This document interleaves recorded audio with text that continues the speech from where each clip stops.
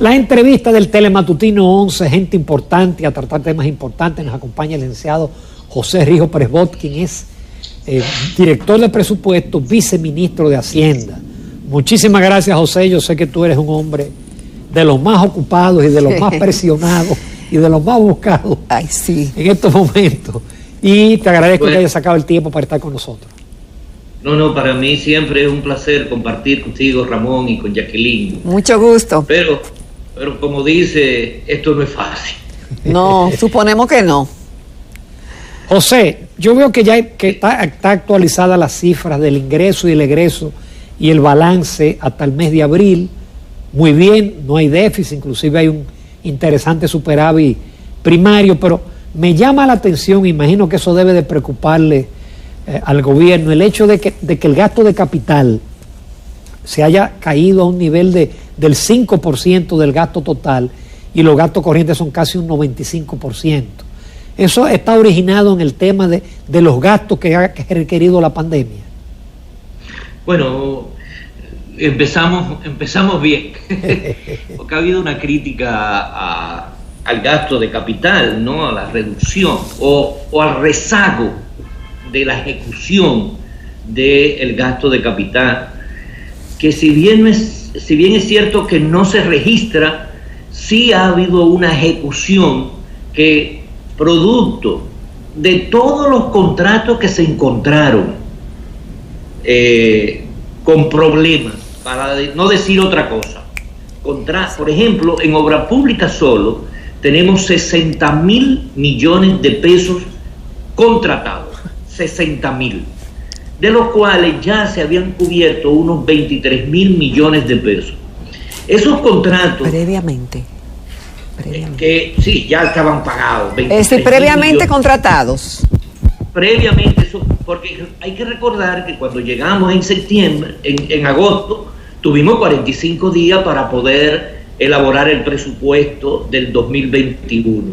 En esa ocasión no tuvimos tiempo suficiente de elaborar lo que se conoce como el código SNIP, que es el código del Sistema Nacional de Inversión Pública. Ningún proyecto de inversión que no tenga código SNIP no puede ser presupuestado.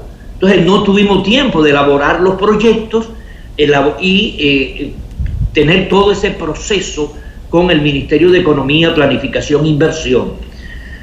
Entonces tuvimos que montarnos sobre los SNIP ya existentes. Ahora, esos SNIP tenían una cantidad de problemas, adendas que sobrepasaban el 25%, contratos que se habían dado el avance pero que no se había iniciado la obra, una cantidad de escuelas a medio hacer, un 70, un 60%, pero con retraso de 2 y 3 años. Entonces eso había que adecuarlo a la ley, porque si tú tienes que aumentar, por ejemplo, un contrato que encontramos del año 2000, los precios no pueden ser iguales, tiene que haber una actualización de ese contrato, pero ya eso significa un incremento enorme en el costo de la obra. Por lo tanto, por eso fue la necesidad de una ley que permitiera agilizar estos contratos que ya existían. Y ahora se ha estado trabajando en la elaboración de nuevos SNIP. Solamente, por ejemplo, en agua, hay más de 51 códigos SNIP ya elaborado con sus proyectos específicos que comienzan su proceso de licitación para tener su ejecución de su 20% de avance. Porque hay que entender que en este gobierno no se hace contrato si no está previamente los recursos asignados. Porque le pusimos en la ley de presupuesto de este año, en la 237-020, le pusimos un articulito: todo funcionario que genere una deuda administrativa, es decir, que comprometa gasto, devengue, bienes o servicios, sin tener la certificación de apropiación, va a pagar esa diferencia con su patrimonio. Y eso está claramente establecido. Entonces, por ejemplo, en obras públicas ya hay alrededor de 6.000 millones de pesos que tienen que ser pagados ya en estos días cuando se llenen los procesos legales. Porque, vuelvo y repito, ahora no es dale para adelante que después yo resuelvo. uno de los crecimientos de nuestra deuda que nosotros siempre estuvimos denunciando, era lo que nosotros denominábamos la disminución de cuenta por pagar de cada año.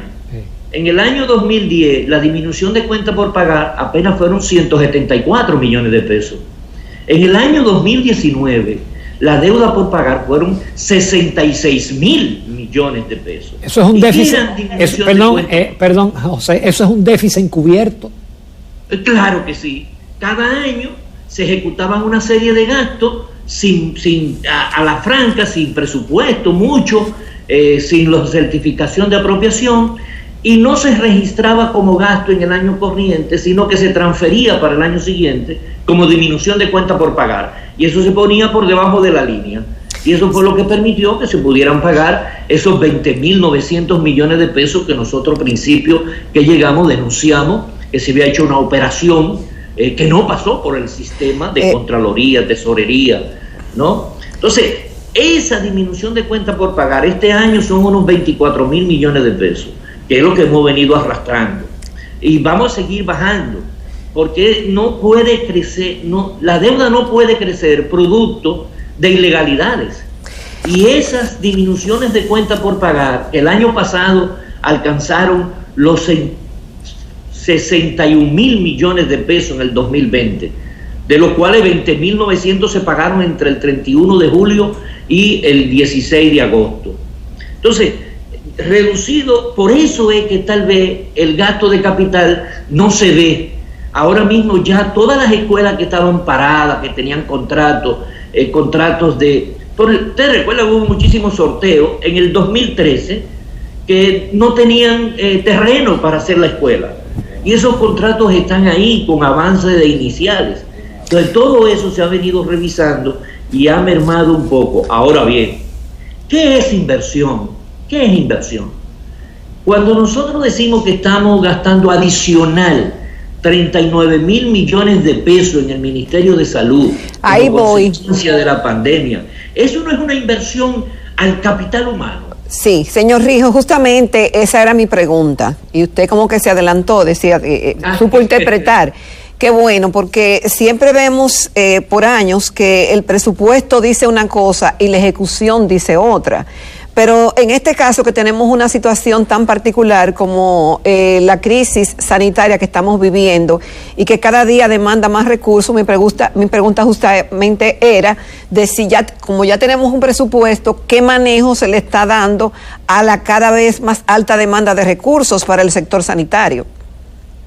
Bueno, miren, realmente aquí ha habido una confusión y yo se lo digo a mis amigos funcionarios, que me dicen, y en el complementario me van a poner, porque ese concepto de presupuesto complementario no existe en la ley, ¿no? Hay que hacer una reformulación del presupuesto. Entonces, el Ministerio de Salud tiene un presupuesto global, ¿verdad? Tiene un presupuesto total de 107.000 millones de pesos. Dentro de ese presupuesto hay asignaciones para diferentes partidas, ¿no? De programas, transferencias. Entonces, como yo tengo esos recursos presupuestados dentro del Ministerio de Salud, lo que tenemos que hacer es adelantar el gasto, el techo, lo que se llama la cuota de compromiso trimestral, adelantársela al Ministerio de Salud, para que en el reformulado yo incorpore nuevos gastos para cubrir eso que estamos movilizando. Pero estoy dentro del Ministerio de Salud.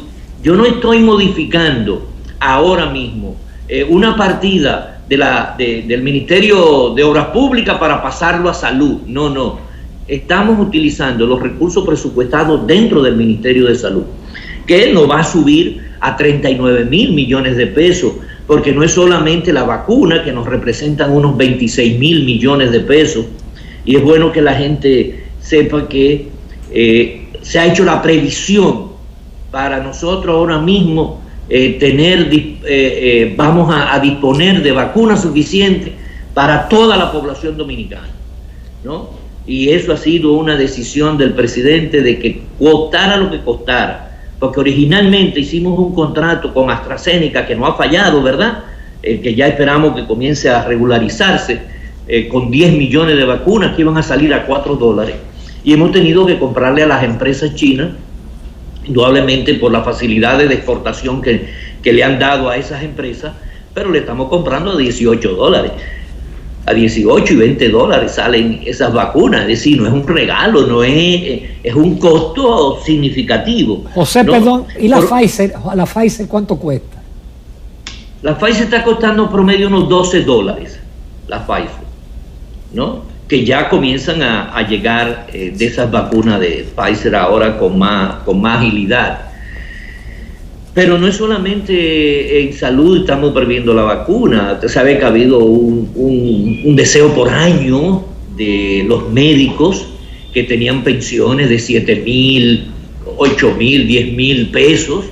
A partir de ahora de junio, su pensión va a elevarse a 50,000 pesos. Es decir, no habrá ningún médico que prestara por 25, 30 años de servicio en salud, no va a tener ninguno una pensión por debajo de 50,000 pesos.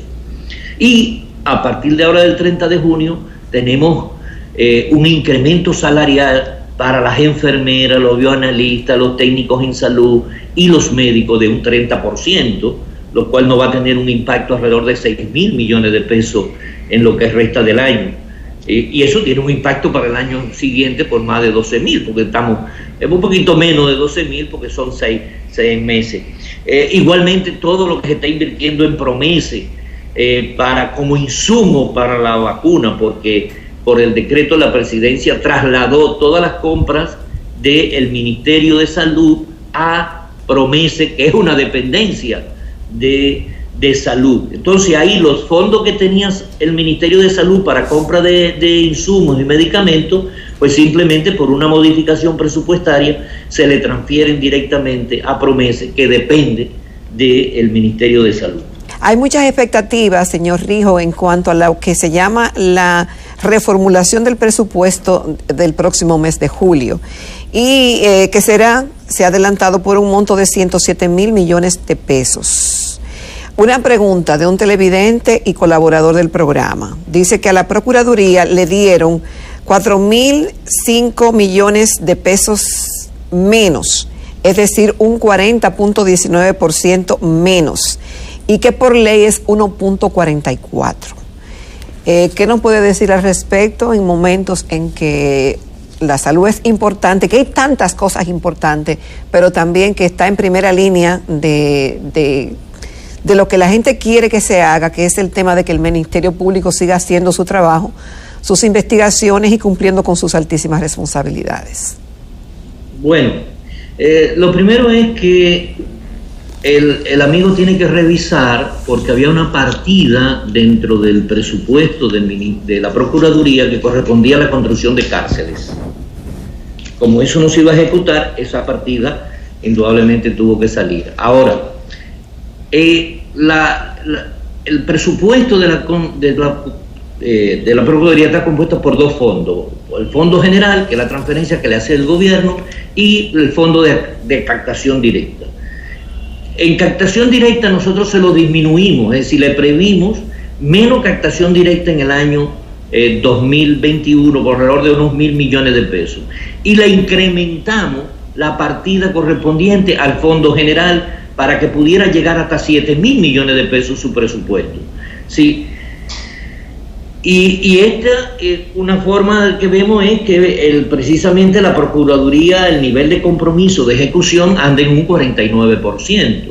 Visto eso, nosotros sí estamos pensando, por unas necesidades, incrementar en una partida que la estamos evaluando para la culminación del año. Pero a la Procuraduría no se le disminuyó el presupuesto, al contrario, se le incrementó en 1,000 millones de pesos a través del fondo. Es decir, nosotros le aseguramos los fondos para operar libremente. Si aumentan las recaudaciones directas, pues ellos disponen de más recursos todavía, porque van a tener más de lo presupuestado, y eso es a disponibilidad propia.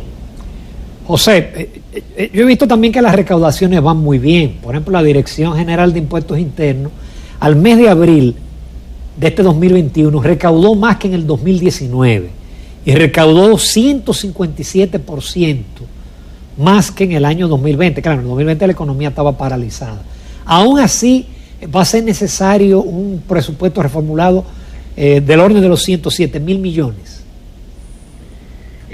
Mira, y subiendo posiblemente. Oh, Dios. Y subiendo, porque cada día son más las necesidades y proyectos que se están requiriendo para ser parte de la motorización de la economía, ¿no? Construcciones, proyectos APP que requieren recursos como el ámbar, propedernales, que son obras, ¿verdad?, que van a requerir de recursos colocados en el presupuesto. Los estudios, análisis de que se habla del monorriel, de ampliación de la línea del Metro 2, del teleférico de los Alcarrizos. Es decir, se está trabajando con una cantidad de proyectos que vamos a tener que asignar recursos para sus procesos, para iniciar los procesos. Es decir, que podemos llegar a los 122.000 millones de pesos de gastos adicionales. Ahora, eso quiere decir que esos gastos adicionales es la totalidad de lo que se ha incrementado, de lo que va a aumentar el nivel. No, porque hay otros gastos que estamos economizando que lo vamos a ir compensando, ¿no? Entonces eso nos va a permitir hacer unas modificaciones internas dentro de los... por ejemplo, yo necesito 600 millones de pesos para subsidiar la harina este año, ¿no? Ya hubo una partida de 300 millones, ahora tenemos que incorporarla a 300 millones para que el pan no suba. Entonces, ese dinero estaba en Promipyme, hay unos recursos pero Promipyme no lo va a ejecutar, pues entonces se lo pasamos al Ministerio de Industria y Comercio para que pague este subsidio a la harina, ¿no? Pero por otro lado tenemos unos 6.000 millones de pesos que vamos a tener que cubrir con lo que es el diferencial de los combustibles, porque al aumentarlo el precio del petróleo no se ha asumido todo el incremento, sino que se ha ido amortiguando para que no suba más allá de lo que la población podría soportar en medio de esta crisis, ¿no? Ahora, ¿qué pasa con los ingresos? Bueno, hemos tenido, de verdad, ha habido un mejoramiento, la economía está creciendo, ¿no? Se estima, hay gente que está estimando que el crecimiento puede estar entre 8 hasta un 10% este año, que sería algo tremendo para la economía. Eso ha impactado que como ya el PIB va creciendo, pues el porcentaje de la deuda va disminuyendo con relación al PIB, porque todo esto es relativo cuando hablamos de porcentaje. Y en los ingresos, Ramón, hay que tener en cuenta algo. Este año, hasta mayo, se estuvo aplicando la ley de revalorización patrimonial, que eso impactó en las recaudaciones, igualmente los aportes de Barri, los aportes del sector financiero, ¿no? Que fueron ingresos extraordinarios. Estamos hablando del orden de los 30.000 millones de pesos de ingresos extraordinarios. Además, en abril, con el pago de los anticipos de las empresas que creíamos que no habían ganado tanto el año pasado, se demostró que habían tenido buenos beneficios, muchas de ellas, ¿no? Y entonces eso ha aumentado las recaudaciones y nos va a permitir reformular el presupuesto en términos de los ingresos con relación a lo que originalmente habíamos estimado, de que íbamos a necesitar unos 80.000 millones de pesos de activos de venta, de negociación, de fideicomiso con activos del Estado, que ya no va a ser necesario. Probablemente nada más necesitemos como el 40 o el 50% de eso y podamos cubrir. Justamente, José, yo te tenía esa pregunta porque el presupuesto contemplaba 80.000, 89 pico de mil millones en venta de activos que se suponía que eran principalmente activos eléctricos, las acciones en Jaines, Itabo, Punta Catalina. Entonces, nada de eso será necesario. realmente no era un asunto de venta de activos, sino poner en una bolsa, ¿verdad?, todos los activos y constituir con eso un fideicomiso, buscar la manera de tener el financiamiento, pero que el activo permanecía. Pero eso se está revisando y no vamos a tener necesidad de esa totalidad de recursos, porque la proyección que estamos teniendo de ingresos va a llegar alrededor de los 755 mil millones de pesos para finalizar el año, ¿no? Sí, señor Rijo. Sí, señor Rijo, la mayoría de la audiencia no tiene no tiene tantos niveles y dominio del área económica. Pareciera por sus declaraciones y por lo que vemos en la prensa que aduana aumenta recaudaciones, que la DGI aumenta recaudaciones, que la proyección de un crecimiento sería casi milagroso si lográbamos más de un 5%, y usted está hablando de un 8%. Pero en medio de este panorama vemos que sigue el festival de endeudamiento, a lo que preocupa mucho a los entendidos y al que no sabe también de que los ingresos están mucho más que comprometidos. Entonces, ¿cómo cotejar esas dos variables? Y nos preocupa también el hecho de la visión de que si la economía crece, entonces la deuda con relación al PIB se pone más pequeña, lo cual decían antes que eso era un engaño. Sí, no, pero yo digo que los porcentajes son muy relativos. Exacto. Fíjense una cosa, primero, el año, a finalizar el año, nosotros logramos hacer un manejo de pasivos. Se hizo una renegociación de deuda y este año vamos a dejar de pagar 422 millones de dólares renegociados. Se siguen buscando alternativas para ir transformando la estructura de nuestra deuda. Y nosotros estamos yendo más a buscar préstamos con organismos multilaterales, el Banco Mundial, el BID, la Alianza Francesa para el Desarrollo, el Banco Centroamericano de Integración Económica, sí. Es decir, organismos que nos representan un 50% menos de intereses que la colocación de bonos, que fue lo tradicional. Nuestra deuda se convirtió en una deuda altamente especulativa en los últimos 10 años, porque se transformó prácticamente a bonos. Y los bonos globales y los bonos internos es muy fácil porque usted lo coloca y dispone de ese dinero de una vez, ¿no? Y ese dinero puede usarse para muchas cosas y maquillar las finanzas públicas. Nosotros estamos tratando de transparentar, de ser más sinceros, ¿no? Y no es verdad que estamos incrementando el financiamiento fuera de lo que la ley lo otorgó. ¿Qué pasa con el financiamiento? En la ley de presupuesto se ordena a las instituciones poder concertar un préstamo. Ese préstamo ya está contemplado en la ley de presupuesto general del Estado. Ahora, lo que se ejecuta es ya el préstamo en sí para aprobarse, pero eso está dentro del financiamiento contemplado para este año, que no lo vamos por ahora no está en mente incrementarlo. Los préstamos que se han hecho ya estaban autorizados. El problema es que la gente confunde la autorización del préstamo que está en la ley y cree que lo que está en la ley es una duplicidad cuando se aprueba el préstamo en sí, pero no es un incremento fuera de la ley.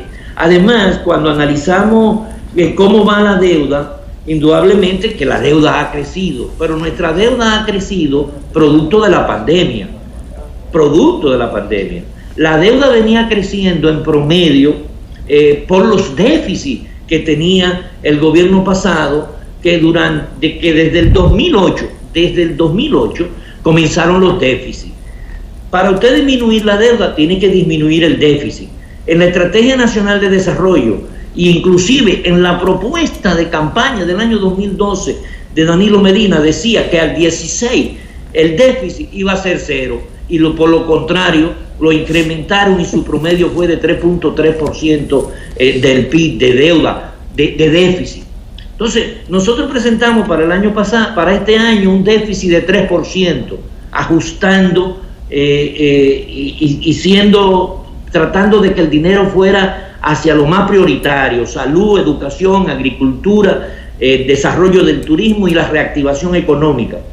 Y ahora, con estos nuevos gastos de la pandemia y de la vacuna y de las inversiones nuevas, pues nos vemos obligados a tener que hacer una reformulación del presupuesto. Pero en definitiva, el gobierno está haciendo un manejo responsable del endeudamiento para las cosas que realmente se necesitan. Aquí no va a haber déficit escondido, nosotros lo estamos transparentando. Inclusive